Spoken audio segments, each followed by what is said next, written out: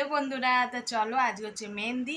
তা আমি স্কুল থেকে চলে এসেছি, তোমাদের সকালকে দেখালাম কি রেডি হয়ে মানে বিয়ে বাড়ি ছেড়েও স্কুল গিয়েছিলাম।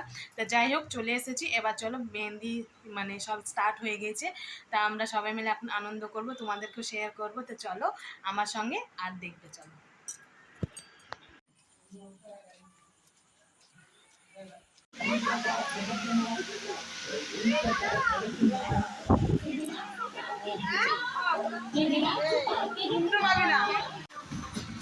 মেহেন্দি আর্টিস্টদের বাড়ি কোথায় বলো? পরের বিয়ে হলে পরে ভাড়া নেবো।